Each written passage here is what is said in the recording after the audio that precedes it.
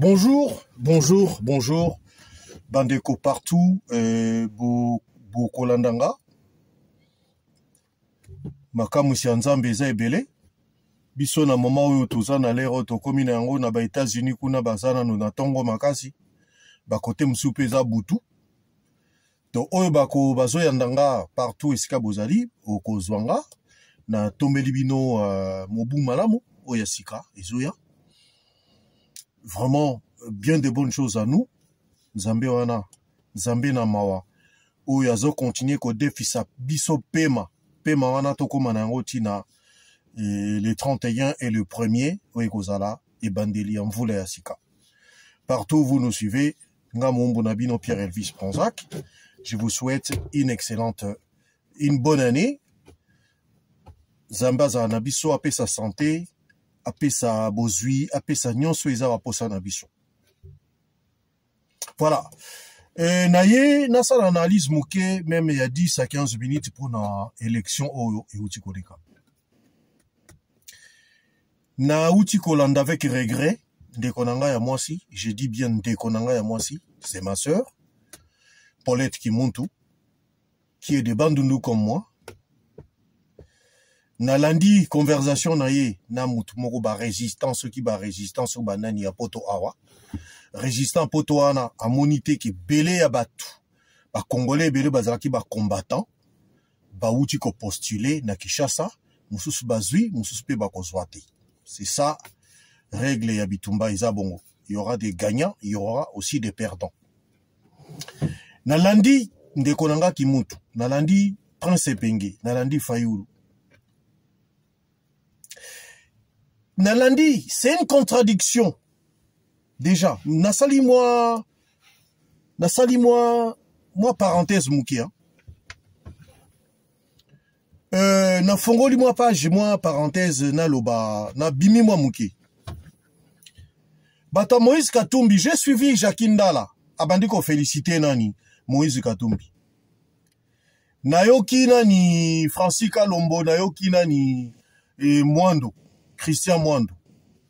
Babani déjà qu'on félicité Katumbi. Et pourtant, ils avaient des procès verbaux.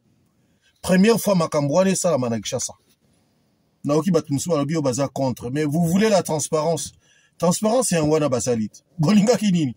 Basa la ba élection, dengue sala na kobomba mo kabila sala. Pa ba yeko bimsila bino résultat. Et yebana mutu na makolote. Badaki dengue ni suki dengue batu ba yebite. Nayoki Fayulu, yo mutu ozoloba oza homme d'État, ozoko aspirer oza la président, ton magistrat suprême. Faut ça, osale la balua, yamboka. Comment yo mutu oyo, olingi oza la magistrat suprême d'une nation, comme les grands Congo, olingi ko appliquer balua te. Balobi contestation ya élection. Et ça, la maka, na conseil constitutionnel, ton na ba voie légale. Na ba tribunaux, ou bien na conseil constitutionnel, ok, opposer plainte na yo, et sur les mauvais déroulements, il y a vote. Mais yo lobby lobby non déjà président élu, il y a Facebook. Mais non, to komi na nani ba publier nanité. Ba peigno c'est ça la maranangote. Ba tendance épée sa maka. Ah na ba dépouiller déjà autant et comme il attend mutuboyaza na boye. Ça la maranango même Georges Weye ou tu koleka awa. Et ça la makibongo. Qui ba sali boye. Avant que tu ba débat déclaré, Georges Weye comprenait déjà qu'il a échoué à bengi nani et mutu oyo ba bundaki na ebitumba. A féliciter. Mais, Prince Penge Olingue, ça la bongote. Tango Makambo et Salami vote et Salami nanani na. Il y a 2018. Bolimbisa. Nga. J'ai une vidéo que j'ai faite. Et Kendaka. Mais, les écrits peuvent aussi les lots s'envoler. Mais pas les vidéos. Vidéo s'envolera. À moins que, bon, ça peut arriver par mégarde et bunga, mais YouTube, c'est une plateforme sérieuse. Attends, vous, là-bas, siècle, ce qu'on l'oukina eno komona. Et ça même net, ils disent que dire nabisote, oh, Firi, Sakotaki, et bungi, non. Cette vidéo-là, sur ma petite chaîne, BTV3, et Zali Oyonga Sala émission. Je connais un cousin, il y a Fayoulou, Tozalaranae Awa. Naboyi Naotanga Kombonaete. Il se reconnaîtra ici qu'à Zali. Azapé Nakati ya groupe Nanga ya BTV3, il y a WhatsApp. A kota la émission, soka kota la ngwa koyo kama ako reconnaître makamu nazolo basiko. J'avais fait une émission, na sengi na Fayoulou. Et vote et leki, kamata nani, balayer parti na, osala balayage na parti na. Bima na kati ya la muka, oba mozito, oba katumbi, oba banda osala 6 mois, et les coordonnateurs, nabi, bima na makambuana. Na sola na ebo été. Mais j'ai fait une vidéo, une émission, ou analyse politique, na epsi na Fayoulou, bima, recréer et sidé na yo. Kotisa badéran avec bazoba carte avec participation mensuelle. Batuba kozoba carte, mbongo ekokota déjà, y a fonctionnement ekokota na caisse. Parti et comme un nene, parti réorganisé, beaucoup de structure nyon soboye ba ndengeni boko marché pona ba élection o utiko leka o ya lobby ya lelo 2023 o ya décembre. Nepsi na notoriété oza nango mikolo yo. Profiter na yango. Ça la demande. Yaba adhésion.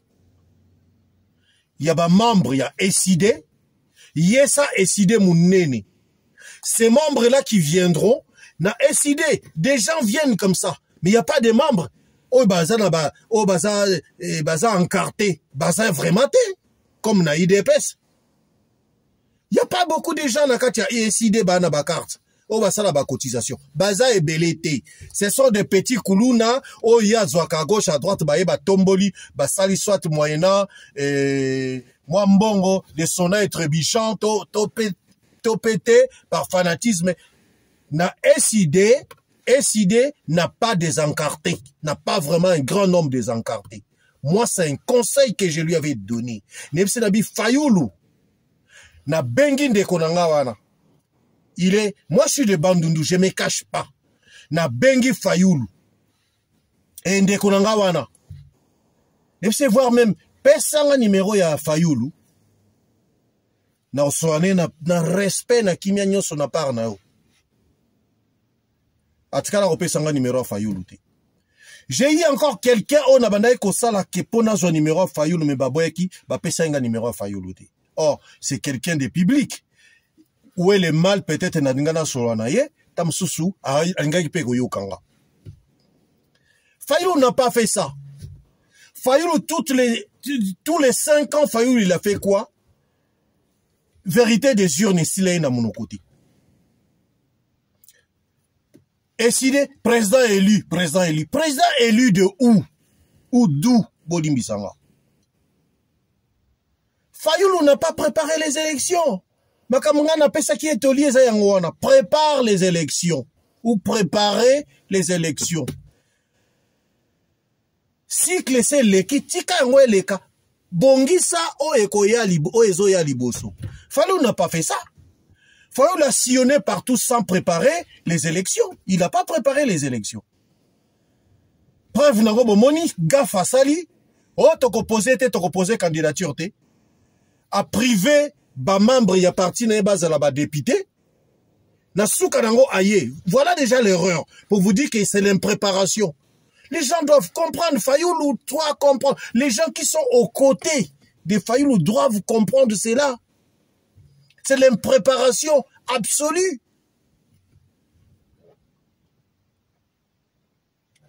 Maintenant j'entends Prince Epengue dire des sottises. Oh, Dani, Kadima a préparé l'esprit. A préparé l'esprit en quoi? Vous n'avez pas préparé les élections. Vous n'avez rien préparé. Félix, il a préparé. Babandi ko préparé l'élection na Bangou. Bandakala. Bazo Bongisango. Vous n'avez pas préparé les élections.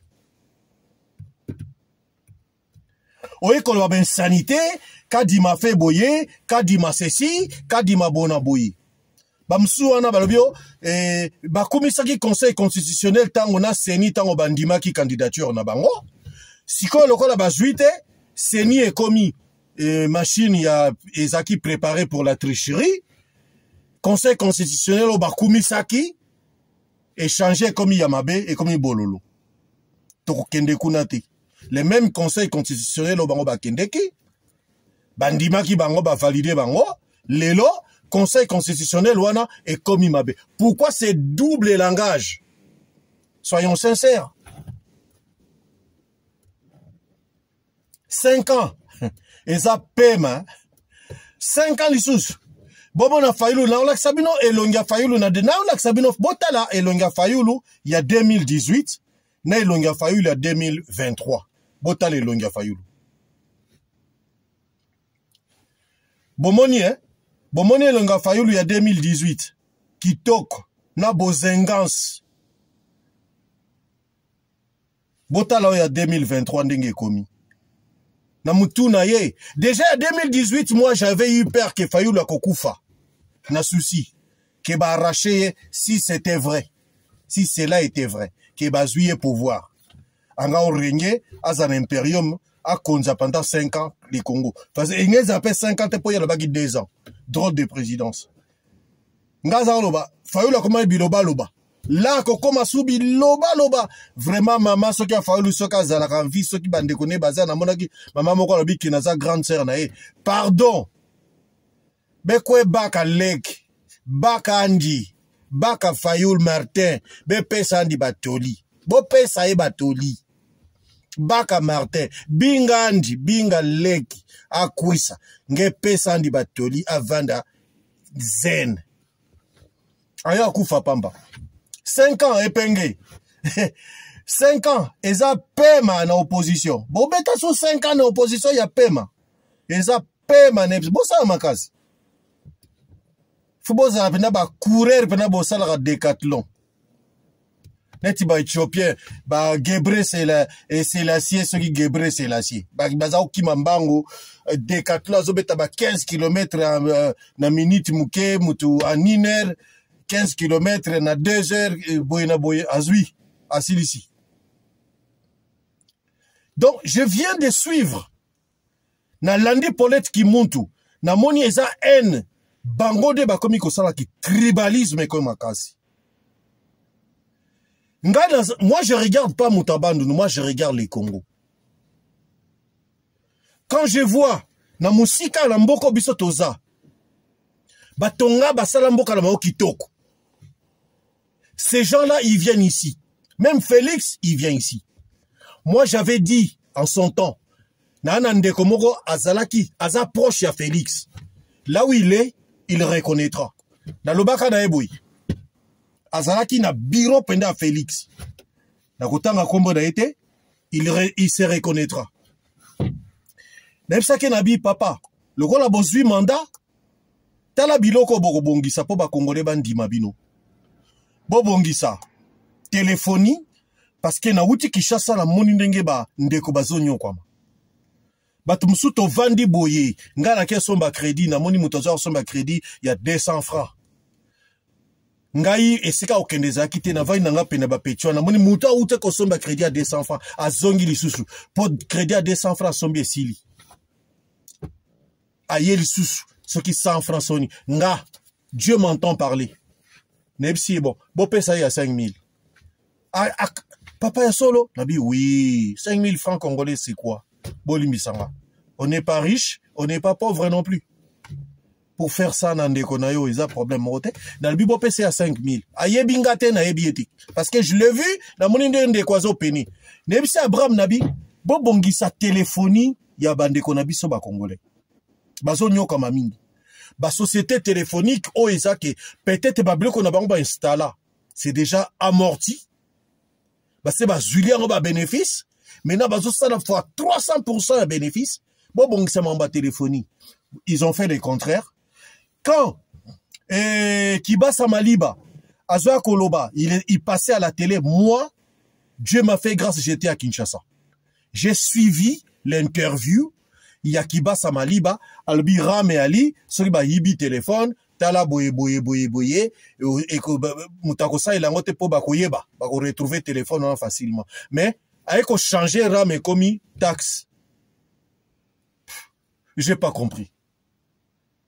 Erreur yangwana. Et pourtant, j'avais dit à cet ami-là, Nandekwa Nabi, Bobongisa téléphonie à Congolais. Bobongisa Banzela. Cela veut dire Boza, parce que lui aussi, il vient de l'Europe.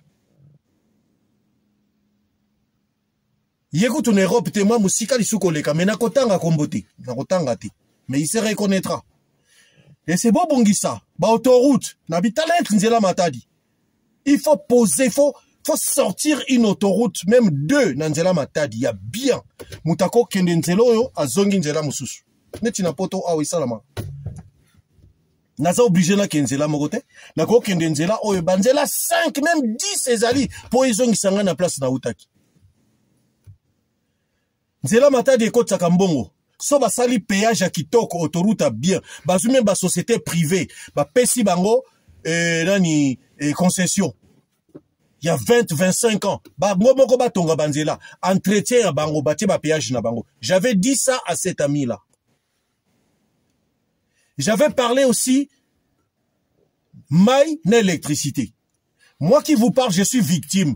Na kendela sala musala mo na Kishasa, ya ezo senga courant na maï na sala yango te. Biloko na kenda nango e vanda parce que maï ezate, courant ezate. Courant ya triphasé.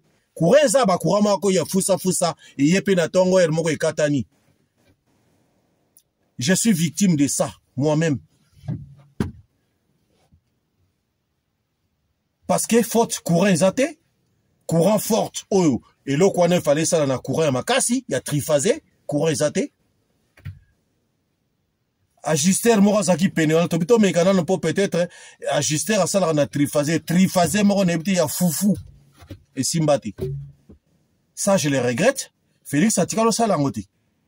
J'espère na mandat oyo azozwa oyo al bimisela biso na kati ya Kinshasa na Congo ba autoroute. Plan oyo cartographie oyo Noël Tiani na landi na débat na RTNC Félix soka kangami na Noël Tiani Congo yokende liboso ata mwa muke ko bakisama un petit plus ko bakisama na simnanzela Noël Tiani. Donc biloko mususu Félix asala kité que Dieu l'aide à sala yango.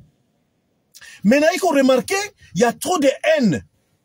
Ene koti mingi na mboka na biso donc Félix bango pe fu basala makasi ene longwa na mboka.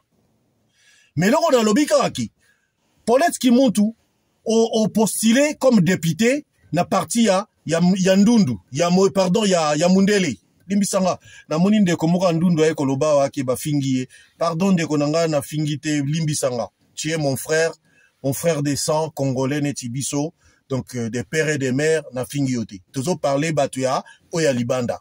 Père, ceux qui toyebi bamboka na bangote, pap, maman toyebite, kokone toyebite, et bon. Voilà, c'est de ces gens-là que nous on parle. Ozuite, oposila kuapi, na tiango, na kote yo zalaka. Soko vanda soki ba kota ba petro soko ba wapi kuna ba masina ba blomo ndengwana na kote na biso na Bwala nge pesa candidature na nge na Bwala na beto kuna na Bwala kuna na place ba mpangi ba noko bantu nyonso boge vanda osuite ponani c'est que batu ba moni motema mabe na o ngala koma Rolanda oza vrai motema mabe Paulette Kimuntu. Natanga pena kombo na. Soko finga nonga. Problème ezati. Comme Congo to komaka bongo. Moi je suis pas en train d'insulter. Nazo ko analyser pe na étudier yo Nathalie dans les sens nzambe te. Nazo juger ote comme nzambe. Comme mutu, comme humain. Bino to bosala so ba hautes études, ceux qui a journalisme, il y a l'icolo, ceux qui a ndengenini. Non. On va changer constitution, et ni anini mama. 5 ans, ils appellent, on continue en opposition. Osaki journaliste, ok, qu'on luka politique, qui n'est mukwege. 5 ans, on a bossé la bouille. Cause la 5 ans, nan nous bandi dans tes 5 ans, on a. Dans 2-3 jours, ah. Et bandi pena on te po mandat ou bandana, ce qui va le 24 janvier. Donc, un mois, mon bezanam, l'issus. Donc, bossa la bouille, na 5 ans, on a. Pema pena, boko loba, boko lemba, boko finga, boko lemba. Prince Penge. Papa, mutue kwa so di kosi bien, na 5 ans, on a. 5 ans? Fayoulou. Papa, sans amayele, ressaisis-toi. Réorganiser parti na yo, okende otala siko oezo ya. Ceux qui nous amènent peso souffle de vie, ako déficit, ako peso matabishi ya paiement. Paiement eza vie, paiement eza moteur. So botai na chaîne nanga na chaka banzembo na bimisa, nani nanga, na lobaka, paiement eza moteur ya vie, paiement eza vie. Au cause na voiture kitoko son moteur ezate voiture vendie comme une école bembe. Son nzamba ko peso vie, au peso paiement, a prêter yo souffle de vie Fayoulou. Réorganise ko yoka ba divorce batama kelele pamba te président élu d'où? Il y a Facebook, il y a Twitter, il y a WhatsApp. Ko yoka bangote. Vanda Nassé prend un temps de réflexion ou réfléchir sur lobby. Ou qu'on s'organise ndengenini. Quelles sont les ramifications yoko sala pour na quoi grandir, qu'on réorganiser parti na décider. Côté la sous batouana à gauche à droite. Vanda quelque part yomoko zwata 2-3 mois il y a réflexion comment faire répartir parti na opona lobby. Kolanda ba epenge wana na ba divorce ba toma kelele. Bazo diembe la soko zwa ki banga ba beta maboko po ba ebike banjoir banga ba lia. Tout le monde mange. C'est normal. Puis si qu'on 5 ans d'opposition pour Betawana, yo le bio za président de la République. Respecte la constitution de ton pays. Oh yo lingi ko kambawana. Balabi ke boko sana yo bandi ko bimisa batu po ba boma batu basa po yo beta mabod ba midele ba bete lo maboko. Mais non. Pense au Congo. Pense pas aux Occidentaux. Pense aux Congolais et au Congo. Pourquoi tu veux faire des choses oyo et qu'on plaire aux Occidentaux au lieu de plaire aux Congolais bandekono des pères et des mères? Pour l'être qui monte tout. Au continue dans les secrets de Dieu, bah ebisi o qui va changer constitution. Ah bandi na nkutata mandat ngote yo déjà so bimission comme il dit avocat du diable. Dieu le père Esayo. Dieu le père Katumba Mwanke. Oyo baboma na baba matata podio ba yebi secret na ba shisambo ba yebi secret. Dieu le père comme yonde muto yebi makamunyoso.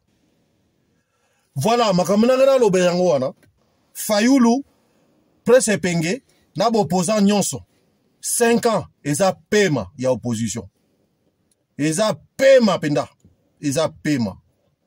Mais organisez-vous bien pour na élection ekoyasima. C'est comme ça un homme d'État, un homme politique agit. Aux 8 on dit, ok, mais à culpa, na salaki mabe, mais na gotambola boy. O félicité moninga na yo, fair play botamboli boki. Bozota la Congo, bozota la intérêt na binoti. Vous êtes en train de faire comme si bozota la intérêt na bino. Vous regardez pas les Congo. Le peuple congolais a assez souffert. Toi, on a besoin, pierre sur pierre, totonga édifice ya Congo. De ba polette qui monte à bas aux 8 au lingi au postuler prochainement bandako le continue na politique. Faut savoir maintenant comment politique mboka mabe ya ba coup pour coup au petit coup aux 8 coups. La politique c'est mboka moko ya mboka ya ba nyamane tumba. Polette qui monte omoni mukwege Amélie Pema. Avant l'élection déjà à la poto à ça yaki na poto au moins mukwege oyo zo réparer na yo mais wole liko ya élection dans que tu vas proclamer te mukwe gaza déjà a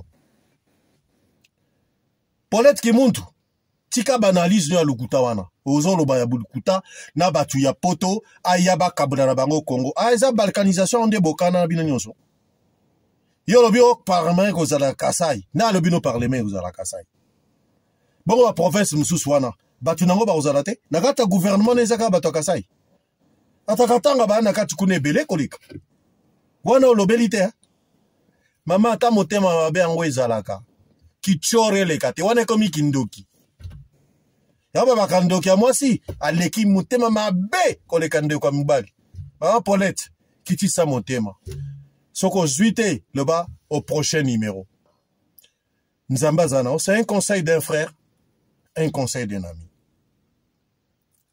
mbote place ngekele Nzambi pesa ngolo ya postuler na prochaines élections soit provinciales ou députation nationale même conseil moke pesa mpina fayulu bongisa tika bika buzoba à gauche à droite talanjila mos vanda nanzo nge yindula mutatambula mukimuchino bika makelele bituba tuba nge kumawa yoge nantina ve prépare-toi pour les échéances prochaines.